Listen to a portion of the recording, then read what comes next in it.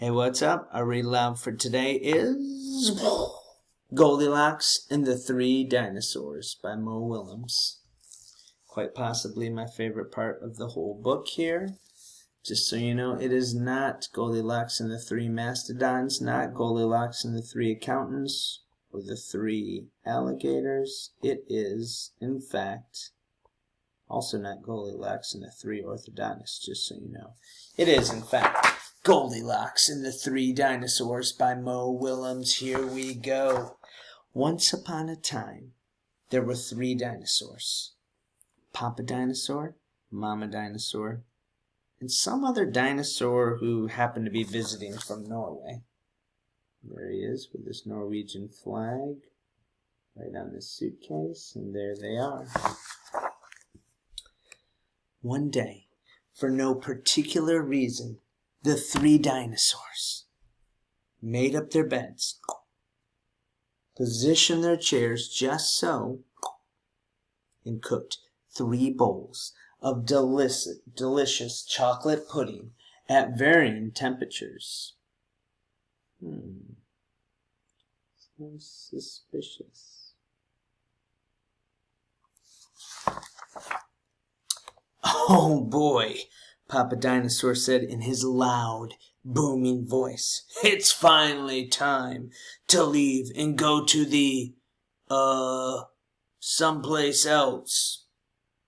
Yes, continued Mama Dinosaur, I sure hope no innocent little succulent child happens to be unlocked in our unlocked home while we are, someplace else. Alright, that is suspicious. Then the other dinosaur made a loud noise that sounded like a big, evil laugh, but it was probably just a polite Norwegian expression. Har, har, har, har.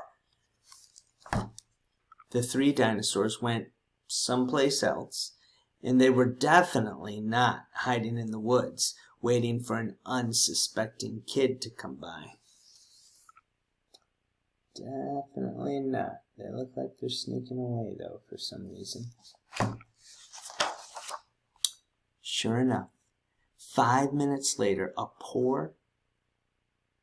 poorly supervised little girl named Goldilocks came traipsing along. Just then, the forest boomed with what could have been a dinosaur yelling, "Gotcha!" But I'm pretty sure it was just the wind. The loud noise was immediately followed by another loud noise that sounded like a kind of, "Be patient, Papa Dinosaur. The trap is not yet sprung." But that could have just been a rock falling or a squirrel. There she is, traipsing along. Interesting. Either way, Goldilocks was not the type of little girl who listened to anyone or anything. For example, Goldilocks never listened to warnings about the dangers of barging into strange, enormous houses. So, as soon as Goldilocks came across a strange, enormous house, she barged right in. Welcome, tee-hee. Inside, Goldilocks immediately smelled the 3 bowls of delicious chocolate pudding. Said Goldilocks, that chocolate pudding smells delicious. If only I could get all the way up on that top counter. Then, Goldilocks noticed a very tall ladder that just happened to be there, and it certainly wasn't left on purpose.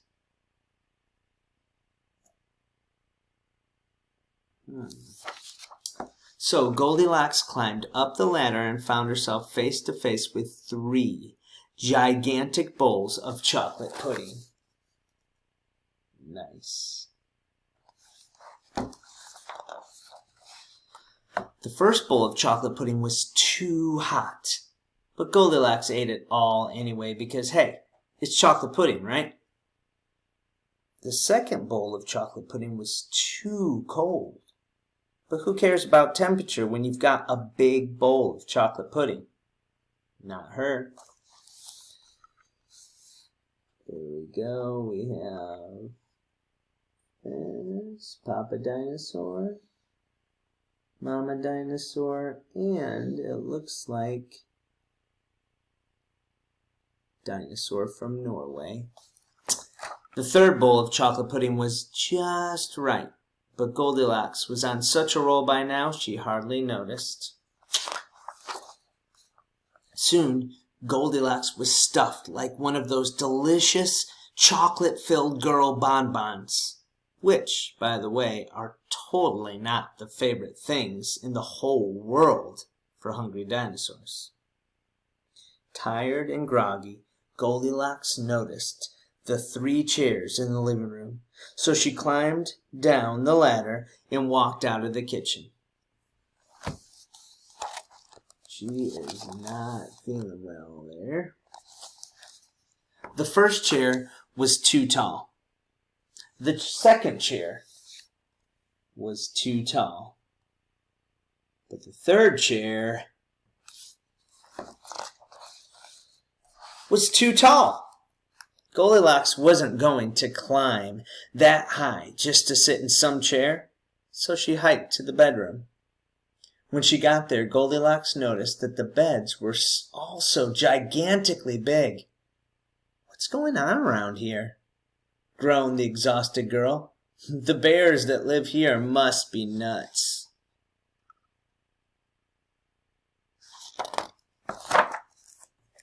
Just then, the room filled with a loud, booming noise that was either a passing truck or a dinosaur gloating. "A few more minutes and she'll be asleep.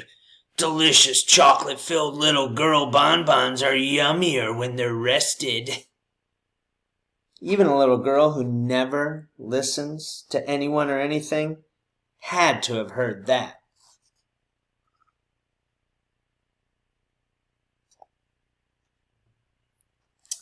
I think I see something in the window.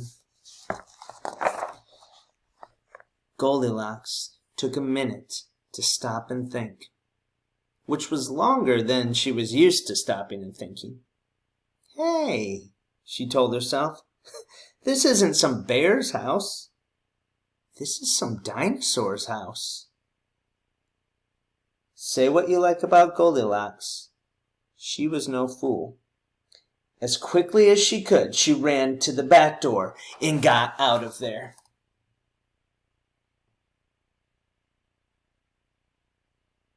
Wipe your talons. Just then, a loud plane flew by, which sounded pretty much like a trio of dinosaurs yelling, "Now!" or "Charge!" or the Norwegian expression for "chewy bonbon time." Suddenly, and completely coincidentally, the 3 dinosaurs rushed through the front door. But they were too late.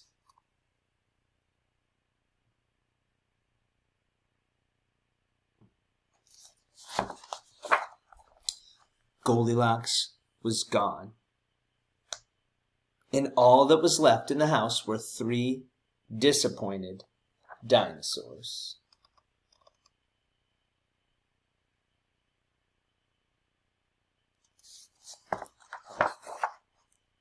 And the moral is, if you ever find yourself in the wrong story, leave.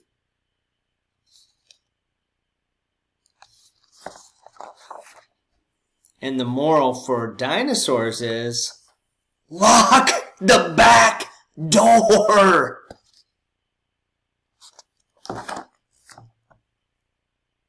There we go. Goldilocks and the 3 bears. Not quite.